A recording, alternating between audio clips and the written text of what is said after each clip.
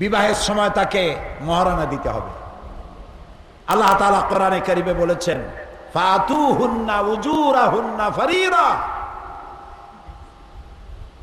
মহারানার টাকা আদায় করতে হবে ফরজ রূপী দায়িত্ব হিসাবে। মহারানা আদায় করা কি সুন্নত না নফল? জোরে বলেন। আজকাল বিবাহে দেখা যায় মহারানার টাকা বাদে 7,77,753 টাকা 1 পয়সা। এটা কি বাটার দোকান?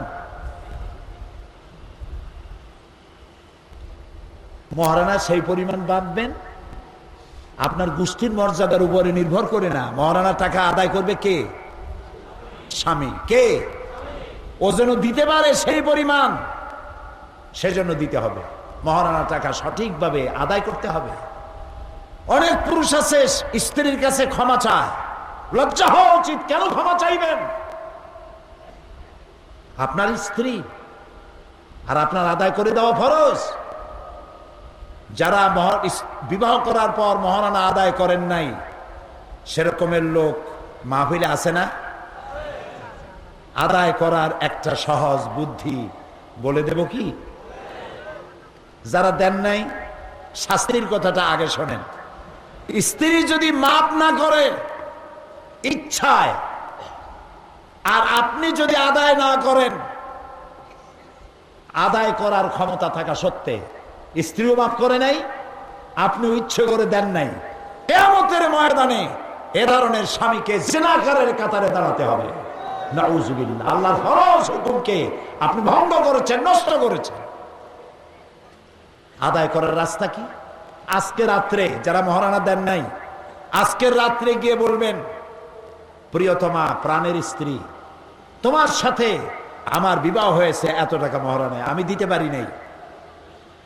আমি আজকে ওয়াদা করে এসেছি সব টাকা তোমারে দেব, তবে এককালীন দেওয়ার ক্ষমতা আমারে নাই। তুমি আমারে একটু সুযোগ দাও, প্রতি মাসে 200, 500, 1000 যেটা আপনি সইতে পারেন। বলবেন এইভাবে করে আমি তোমার পুরা টাকা শোধ করে দেব। এভাবে দিতে দিতে আদায় করার আগে যদি আপনি মরেও যান, দেওয়ার নিয়ত ছিল বলে আল্লাহ রাব্বুল আলামিনের দায়িত্ব থেকে আপনাকে মুক্ত করে দেবে। সুতরাং মহারানার টাকা আপনাকে দিতেই হবে।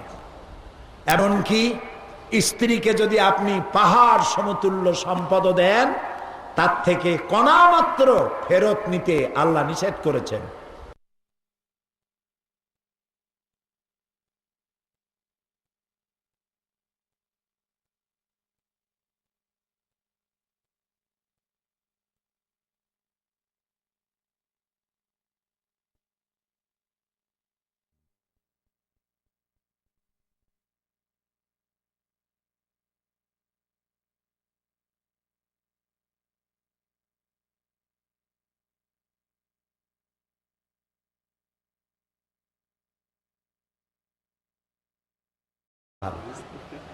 এই জায়গার বিশাল বিশাল বাড়ি দেখে বাইরে দাঁড়িয়ে আনন্দ আপনি চিন্তা করার কোনো কারণ নাই যে বাড়ির ভিতরে খুব শান্তি আছে।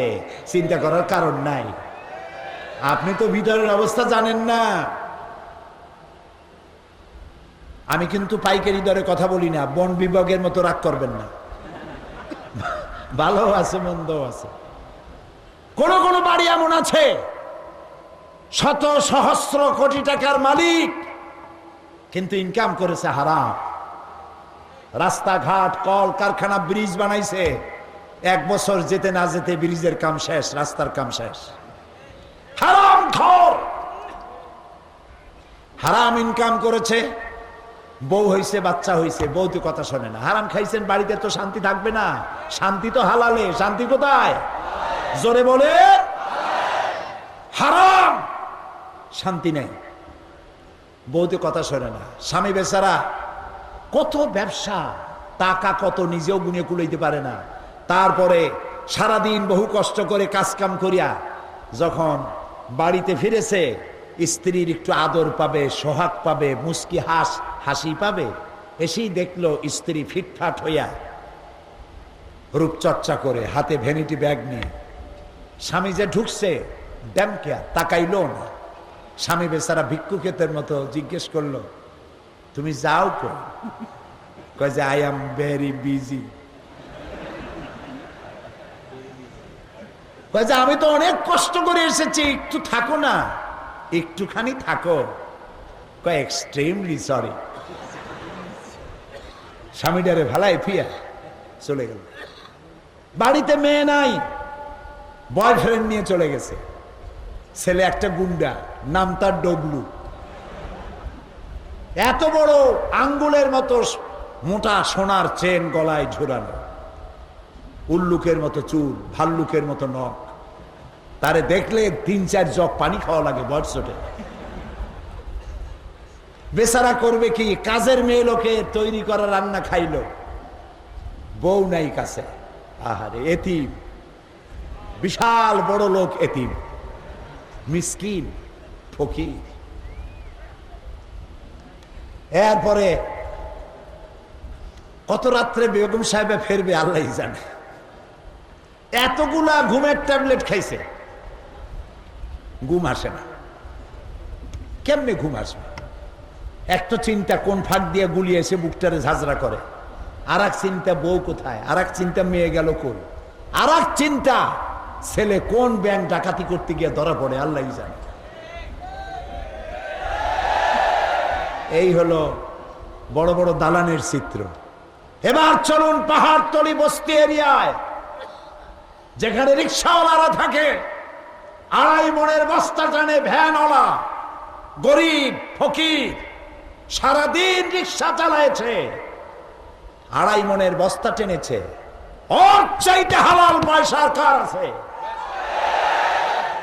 এই হালাল পয়সা দিয়া পোলার চাউল, বাসমতি চাউল কিনতে পারে নাই, দিনাজপুরের কাটারি ভোগ কিনতে পারে নাই।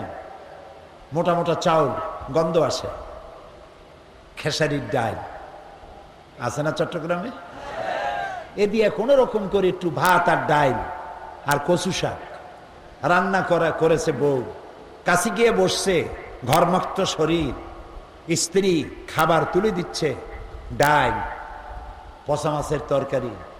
বলে আরেকটু খাও, খুব কষ্ট করছো, আরেকটু খাও। ঘরে ফ্যান নাই, আঁচল দিয়ে কপাল মুছে দিচ্ছে, আঁচল দিয়ে বাতাস দিচ্ছে। খাওয়ার পরে ওর ফোম নাই, স্প্রিং এর গদি নাই, সালার চট বিছানো, বালিশ একটা এত শক্ত মনে হয় ইটের উপরে কাপড় দিয়ে বেছানো। এরকম একটা বালিশের উপরে মাথাটা দিয়া সারাদিনের পরিশ্রান্ত ক্লান্ত হালাল রুজি খেয়ে চিত হয়ে শুয়ে গেছে। রিল্যাক্সিন, সিডাক্সিন, কোনো ওষুধ খাওয়া লাগে না।